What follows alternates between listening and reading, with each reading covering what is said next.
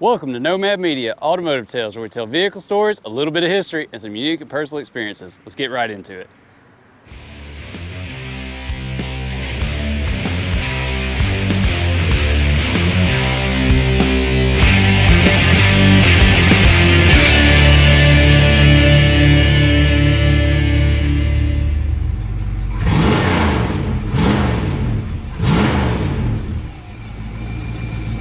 So for today, we have David Bentley and his 1963 Chevy panel truck. And boy, was that a mouthful trying to spit it out there, and it just happens sometimes. But David here, I met him up at Point Mallard in Decatur a while back, and I got to talk to him about this truck, and man, it was such an impressive story, and I'm glad that I got the chance to finally come and talk to you, man. This truck is used by him at Simpson's Florist in Decatur, Alabama for his flower shop. And you know, instead of me trying to explain his story, how about I just let him get right into it? All right. Thank you so much for the invitation, Brian. I appreciate everything there. Yep. Simpson's Florist, we opened in 1957. We've been in the same location ever since then. The flower shop bought this truck brand new in 1963.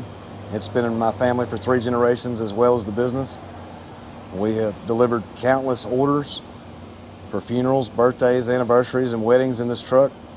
And it sat on the side of our building for about 30 years not being used. And we decided to restore it to its former glory and leave everything all original and continue to put it back on the road and into service to help continue on our family tradition and our legacy with flowers in this town.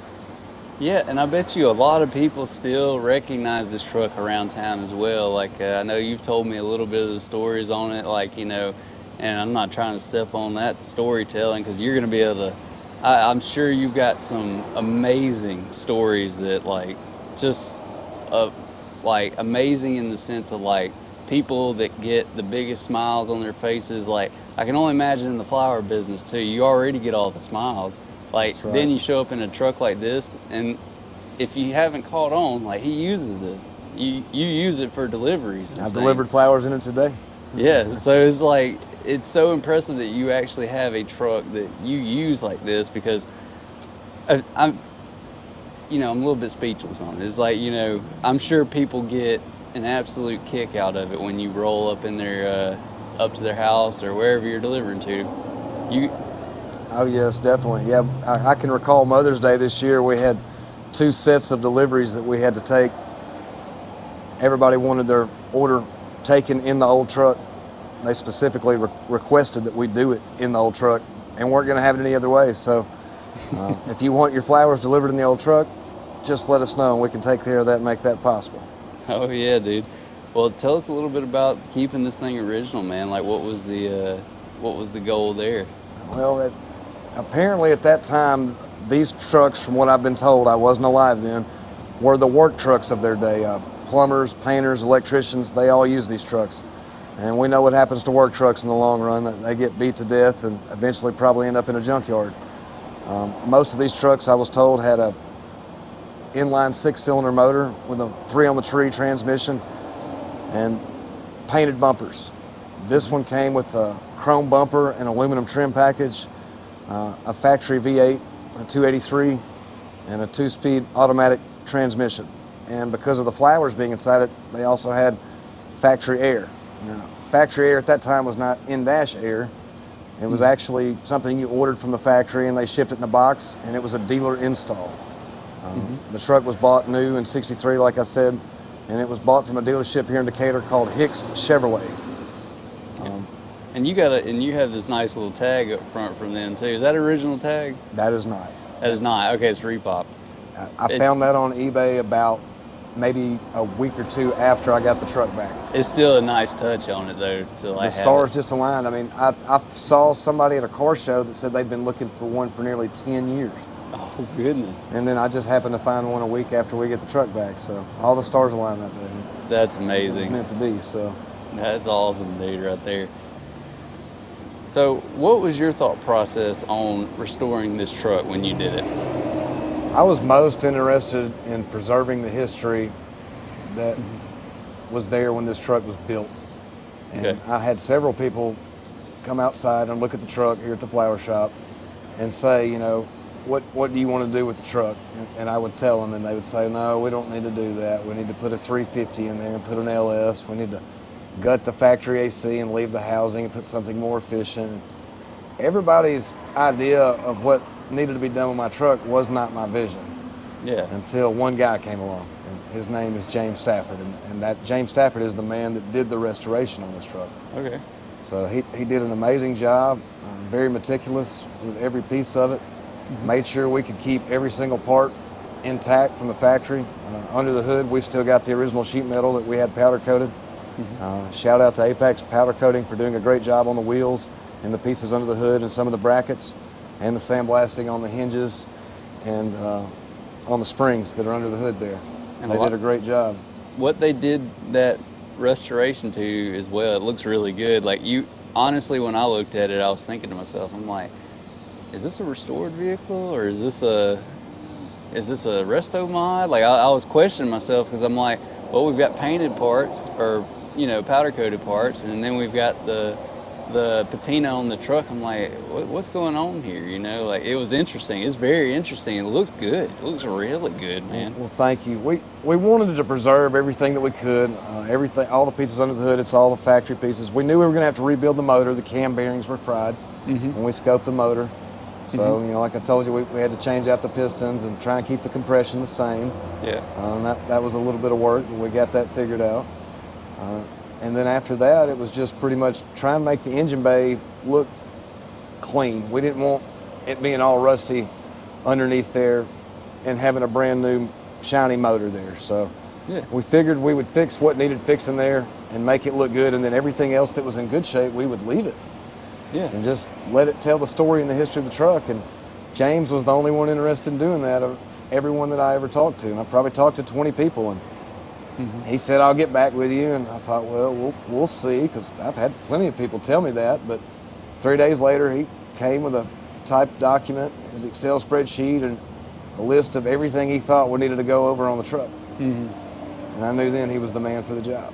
Man, a lot of those guys, they're like, I'll get back with you. And it never happens. They'll never call you back. Like, That's exactly right. If you don't want to do what they want to do, then you might as well hang it up. But it's like, that's not what you want to do. And man, I think you did a great job with it. I love the way you preserved it is just right, man. He took me out here and he said, what is your vision for this truck? What do you want it to be? Yeah. And I told him my vision, and he rolled right with it. He was immediately on board and trying to preserve everything that we could. Did you get your vision out of it? I got more than my vision. I would have never thought it would have turned out half this good. I didn't know how the paint was going to restore. Before this building sitting next to us was here, there were 2 big, huge pecan trees. So pecan sap is very, very difficult to bad. Oh, it built up terrible. And a layer of dirt was on there as well. So I think between the pecan sap and the dirt, maybe that's what preserved the paint so well, is what I decided that it kept the radiation from penetrating and ruining the paint anymore, because I had no idea it was ever going to clean up as good as it did, you know. And yeah, it looks great, man. The fact that you got the florist on the side still and everything, like. Yeah, we tried to preserve that, because they say the hand-painted signs are rare. And the guy that did this hand-painted sign's name was Robert Milam, and he was from here in Decatur. Okay. Yeah, well, you can still read it and everything. And that's what's awesome. And I love the fact that Alabama is ALA, not AL. And that's how it was back then. Yeah, that's old school there, like where you put 3 letters versus 2 for the state. Well, man, let me ask you this final question. When this truck moves to the next owner, hopefully a long time from now, when it moves to that next owner, what's something that you want that next owner to know?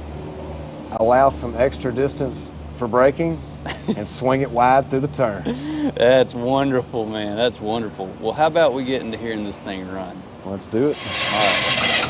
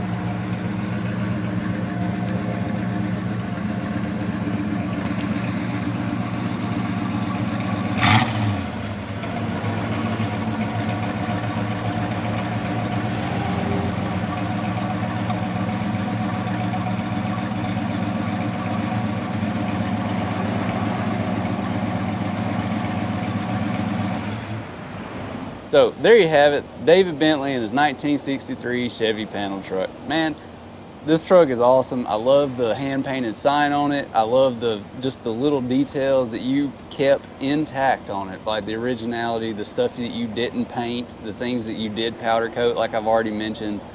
They're eye catchers. And the fact that you use this truck still to deliver flowers, that's just so cool. That's just so cool, and it's so much fun. I'm sure everybody gets a kick out of it when you show up in your truck. But thanks for having me out here. Is there anything that you would like to say to anyone that might be watching out there? Anybody wants to come by and see the truck, feel free to stop by anytime. Maybe call ahead of time and let us know you're coming. And if you want to, we can even take a delivery in it. We're more than happy to. I want to give a shout out to Morgan Besley for the inspiration since I was 12 years old to get this truck back on the road and do something with it.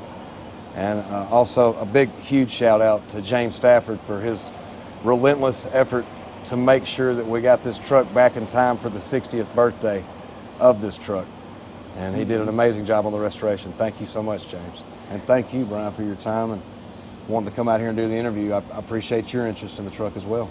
Well, hey, like I say, man, thank you for allowing me to come out here and do it, and I really appreciate it. Thank you. And if anyone's interested, Decatur, Alabama, Simpson Florist, and we'll have some of his information in the description below. But with that, we'll see you in the next one. Peace.